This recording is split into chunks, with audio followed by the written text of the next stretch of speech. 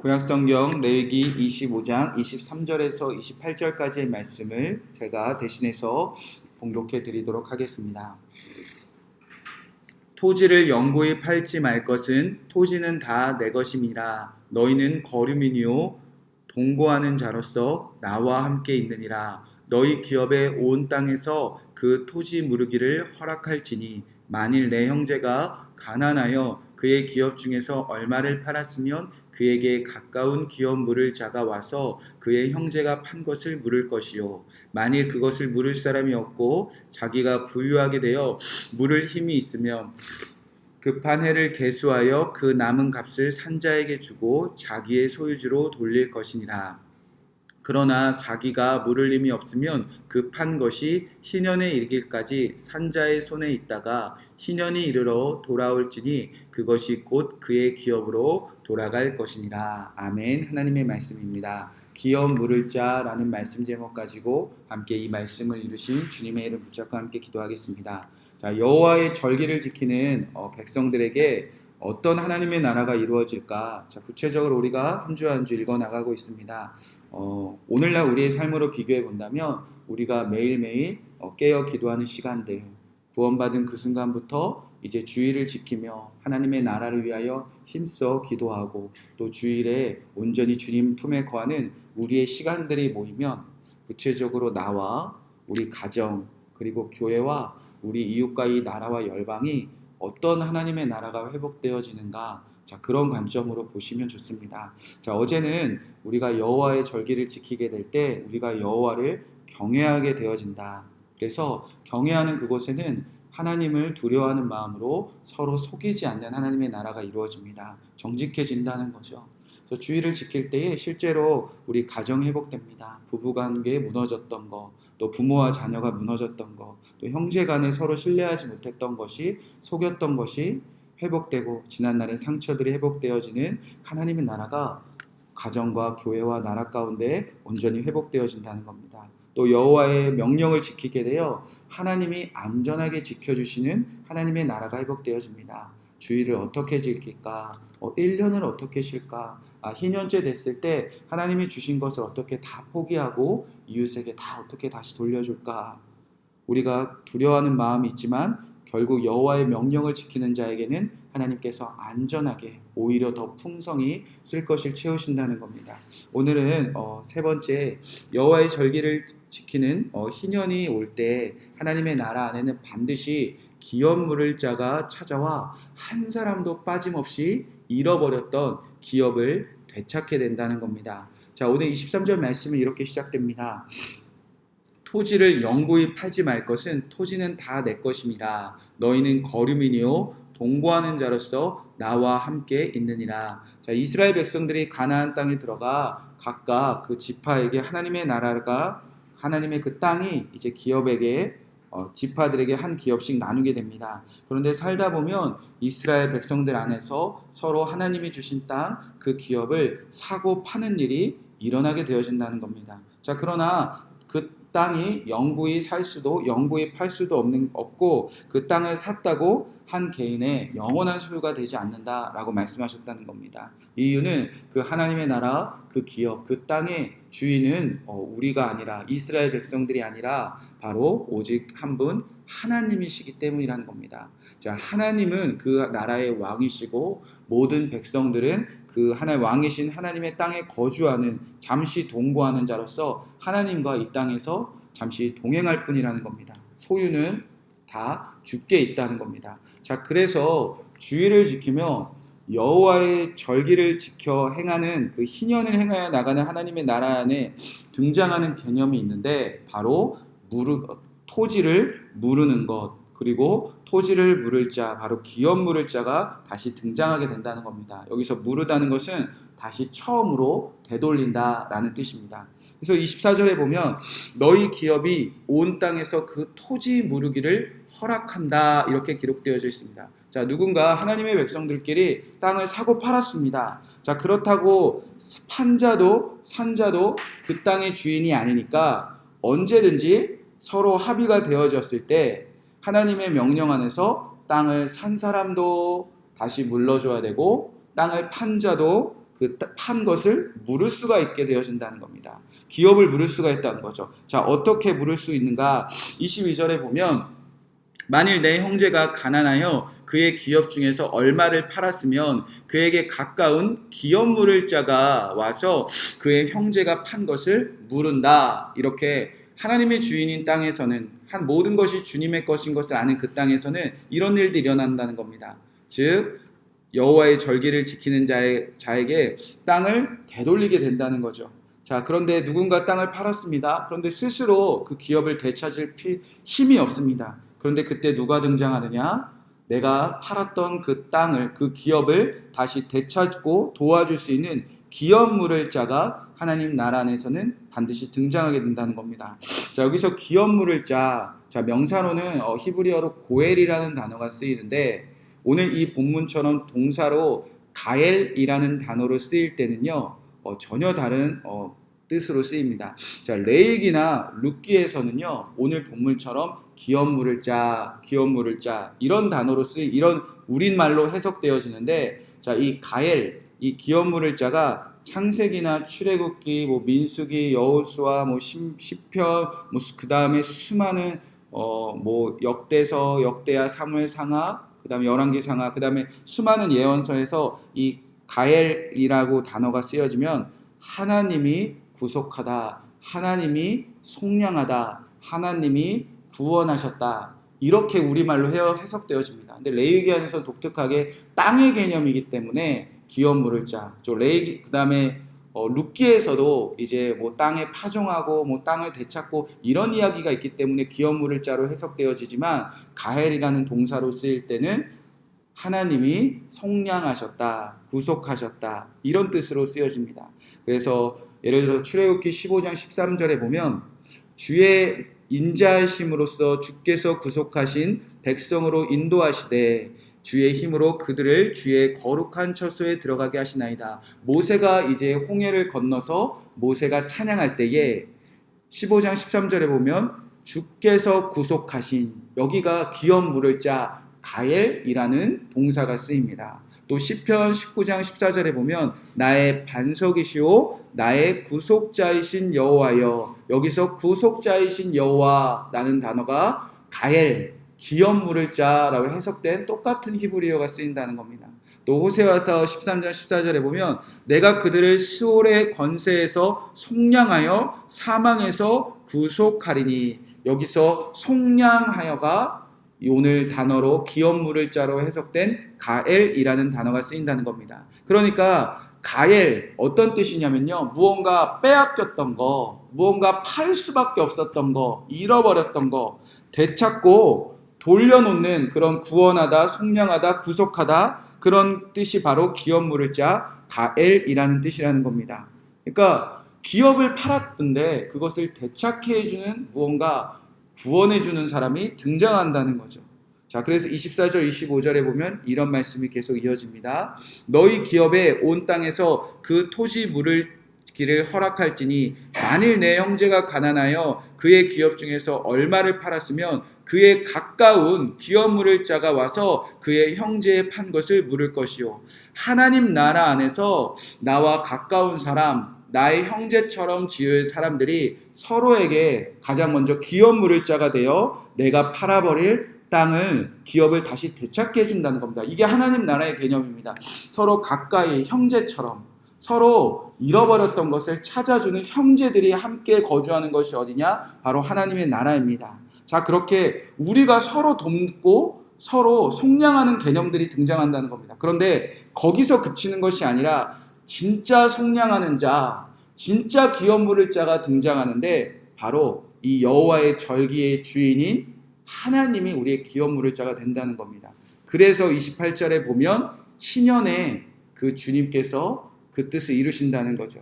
자, 그러나 자기가 물을 힘이 없으면 급한 것이 희년에 이르기까지 산자의 손에 있다가 희년이 이르리 돌아올 것이니 그것이 곧 그의 기업으로 돌아갈 것이라. 언제든지 기업 무르는 일이 가능하지만 자신의 힘으로도 가능하고 자신의 힘으로 안 될 때는 우리가 서로 도와서 기업 물을 자가 돼서 빼앗겼던, 팔아버렸던 기업을 다시 되찾지만 그래도 안 될 때는 어떻게 한다는 거죠? 희년이 오면 이 모든 시간과 모든 땅의 주인인 그 여호와의 계획 안에서 여호와의 절기, 그 여호와의 주인의 시간이 찾아오면 이 세상 하나님의 나라의 모든 백성들은 다 기업을 물을 수가 있다는 겁니다.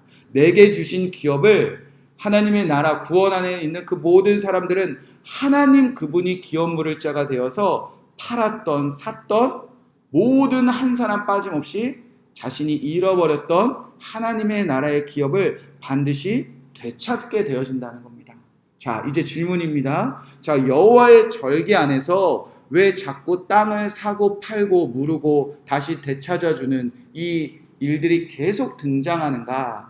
자, 여러분, 이제 레위기를 통해서 가나안 땅에 도착합니다. 자, 그리고 레위 지파를 제외한 모든 이스라엘 11지파에게 땅을 이제 각자 기업으로 분배를 받습니다. 자, 그러니까 왕이신 하나님이 그 땅을 자기의 백성들에게 나누어 주신다는 겁니다. 그 이유가 무엇입니까?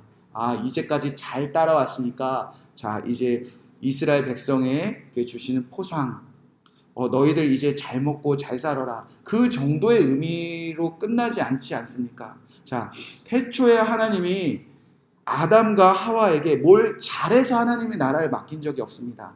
그들이 무슨 포상으로 너희들 잘 먹고 잘 살아라. 그들의 어떤 이전의 어떤 행위나 어떤 그들의 능력이 근거가 돼서 하나님의 나라 그 기업을 맡기신 적이 없습니다.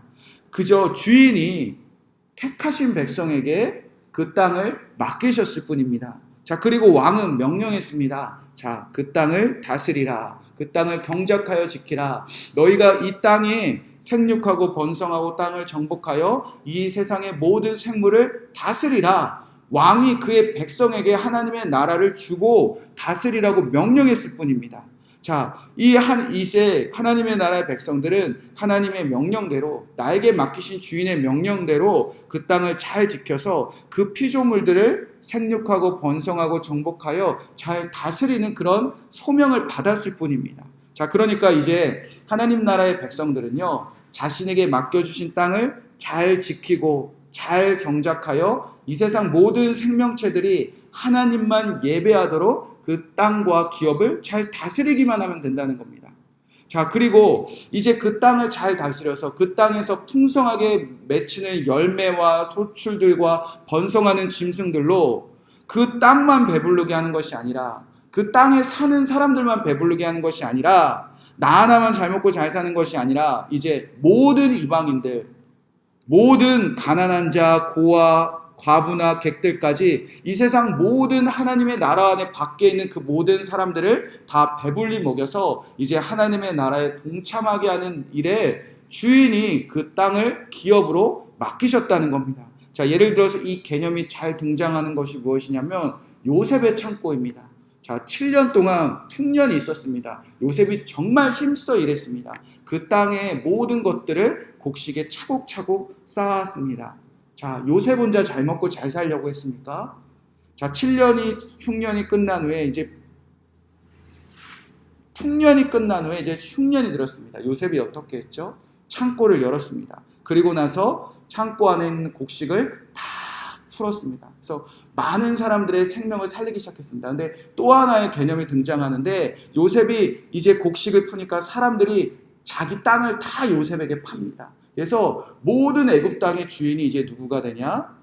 바로가 되고요. 바로가 그 반지를 빼서 맡기신 그 요셉이 됩니다. 그래서 제가 궁금했습니다. 요셉이 결국에 바로에게 다 땅 갖다 판 그런 앞잡이가 아닌가, 이런 생각이 들었는데, 그때 요셉이 어떤 법을 만드냐? 새로운 토지법을 만듭니다. 그래서 그 전에는요, 이 세상 사람들은요, 자신이 아무리 열심히 일해도 그 당시의 법에는 그 땅의 소출의 반 이상을 왕에게 다 뺏겼다는 겁니다. 근데 요셉이 새로운 법을 만들어서 5분의 1만 왕에게 갖다 바치고 5분의 4는 자신과 모든 백성들과 이웃에게 나누는 새로운 토지법을 만듭니다. 그때 모든 모든 애굽의 백성들이, 모든 이방인들이 만세를 외쳐요, 요셉에게.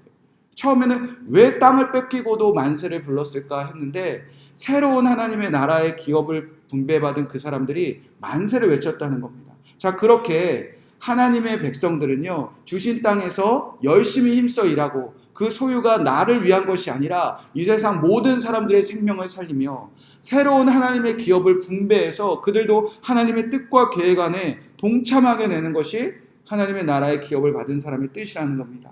그러니까 더 쉽게 말하면요, 하나님이 우리에게 기업을 맡겼다? 그럼 이 기업에서 힘써 일해서 나 혼자만 아니라 모든 사람들이 그 하나님의 뜻과 계획에 동참하는 일에 우리는 기업을 분배받았다는 겁니다.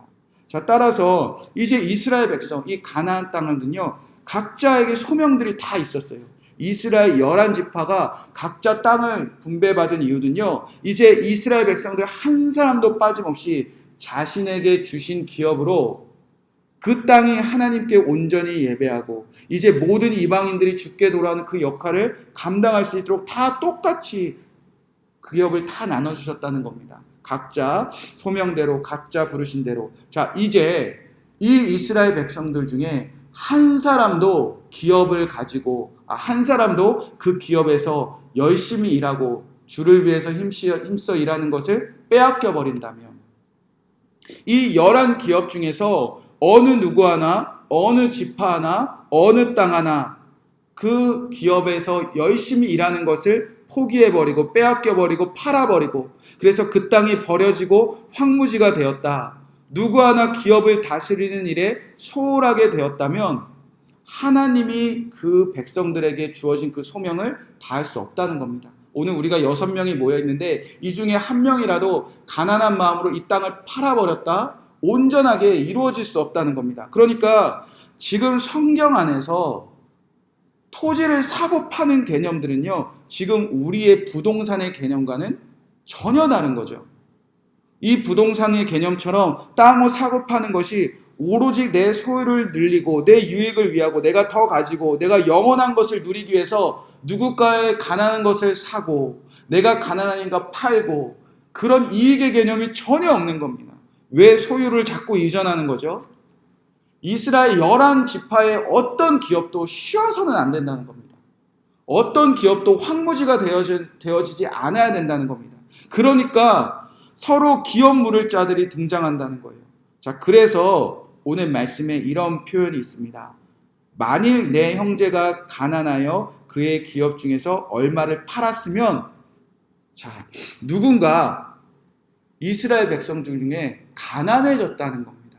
어떤 의미냐면 여기서 가난이 경제적인 가난도 의미하지만 영적인 가난을 의미합니다. 무크라는 단어인데 얇아졌다, 메마르다 라는 뜻입니다. 어떤 뜻입니까? 그러면 우리 형제 중에 누군가 하나님의 나라로 하나님의 백성 되어 기업을 받았는데 그 기업에서 엿새 동안 힘써 일하고 안식일을 지키고 또 1년 동안 힘써 일하고 6년을 힘써 일해서 7년째 쉬고 또 7년이 모여서 희년을 이루어서 모든 사람들이 하나님의 나라를 이루어가는 그 일에 가난해졌다는 겁니다. 마음이.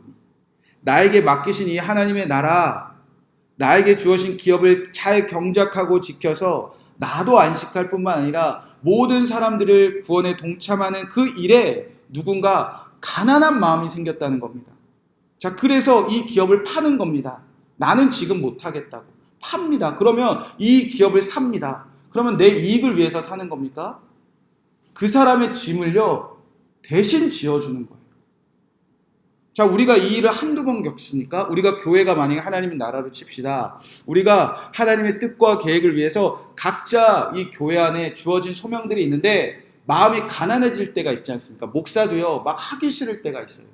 권사님도요, 속장님도요, 누군가 이 하나님의 나라를 똑같이 기업으로 분배받았다면 자기 일을 열심히 해내야 이 기업이 온전한 뜻을 이루어내는데 우리의 마음이 수도 없이 가난해질 때가 있다는 겁니다. 그때 서로 수도 없이 사고 판다는 겁니다. 그러니까 이거는요 경제적인 개념이 아니라요, 누군가 해야 될 일들을 지금 그 사람이 감당하지 못하니까 그거를 삽니다. 짐을 대신 지어준다는 거죠. 누군가도 솔직히 얘기합니다. 제가 이 일을 잘 못하겠습니다. 마음이 가난해졌습니다. 그것을 두려워하지 않고 공개합니다. 그러면 누군가 또 산다는 거죠. 자, 그런데 또 이제 어떤 일이 일어난다는 거죠? 26절에 보면 만일 그것을 물을 사람이 없고 자기가 부유하게 되면 물을 힘이 있으면 이제 마음이 다시 부자가 되었다는 겁니다. 내가 하나님의 나라를 위하여 열심히 동참할 마음이 가난해졌었는데 이제 자기 마음이 부유해졌습니다. 내가 다시 속장으로, 다시 목사로, 다시 하나님의 나라를 위하여 살아갈 힘이 부유해졌습니다. 그러면 다시 달라고. 그럼 언제든지 다시 돌려주는 거예요. 기쁜 마음으로. 하나님의 나라에서 같이 일하게. 자, 그렇게 살아간다는 겁니다. 그리고 나서 서로가 어떤 사람들로 서 있다는 거죠? 기업 물을 자. 목사가 지쳤습니다. 근데 성도가 기업 물을 자가 돼주는 거예요. 다시 하나님의 나라를 위해서 힘써 일하는 목사가 될 수 있도록 기업 물을 자가 돼서 대신 사주고 대신 도와주고, 권사님들끼리 서로 기업 물을 자가 되고, 속장님들끼리 서로 기업 물을 자가 되고, 그러니까 이 기업이요 온전하게 쉬지 않을 수 있도록 서로 무르고 사고 팔고 서로 힘이 되어주고, 그런 개념의 땅을 사고 파는 개념이지, 지금 경제적인 개념으로 이 말씀을 바라보면 조금 더 해석되어질 수가 없습니다. 자, 그런데 결론은 뭐죠?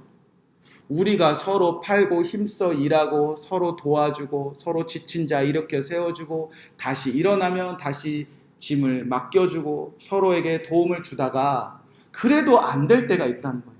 자, 근데 우리가 매주 주의를 지키며 매주 주님의 시간 안에 있으면 이제 어떤 일이 일어난다는 거죠? 신년 진짜 기업 물을 자가 반드시 찾아온다는 겁니다.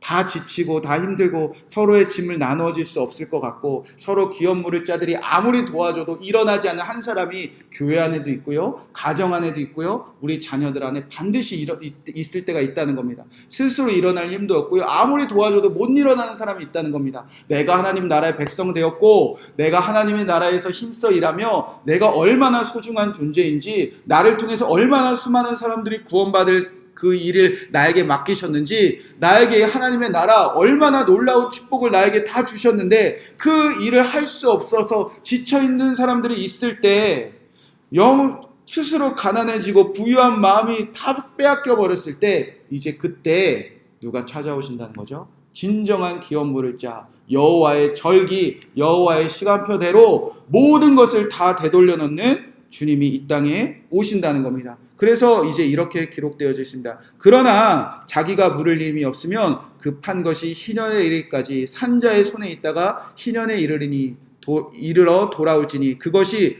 곧 그의 기업으로 돌아갈 것이니라. 아무 힘없어 보이는 사람들, 하나님의 나라를 위해서 살 힘이 다 빼앗겨 버린 사람도 누가 다시 다 찾아주신다? 여호와가 그 희년에 다 찾아주신다는 겁니다. 이 땅의 주인이신, 이 땅을 맡기신, 하나님의 나라에 맡기신 그분이 여러분의 기업 물을 자, 가엘, 구속자, 속량자, 구원하신 자가 돼서 아무도 이 하나님의 나라 안에서 소외되지 않고 가난한 마음들을 주님께서 다 회복하십니다. 그리고 우리를 부유하게 하신다는 겁니다. 우리가 지쳐 가난하여 포기했던 그 기업, 하나님의 나라를 경작하고 지켜서 다스려서 나도 모든 사람도 다 살릴 수 있는 그 기업, 그 하나님의 나라 안에서 살아가는 그 놀라우신 축복을 주님께서 다 회복시키고 돌려놓으신다는 겁니다. 여러분이 지켰던 주일에 그런 놀라운 생명이 쌓이고 쌓여가고 있었다는 겁니다. 이 축복이 오늘 여러분에게 회복되어지고 아멘 되어지는 오늘 하루가 되시기를 주님의 이름으로 간절히 축복의 말씀을 드립니다. 주님이 여러분의 삶 속에 오늘도 기업 물을 자로 함께 하십니다. 그분이 여러분을 통해서 여러분의 가정과 교회와 나라 열방의 모든 사람들에게 다시 기업을 되찾아 주실 것입니다. 이 말씀 붙잡고 우리가 함께 기도하도록 하겠습니다. 첫 번째로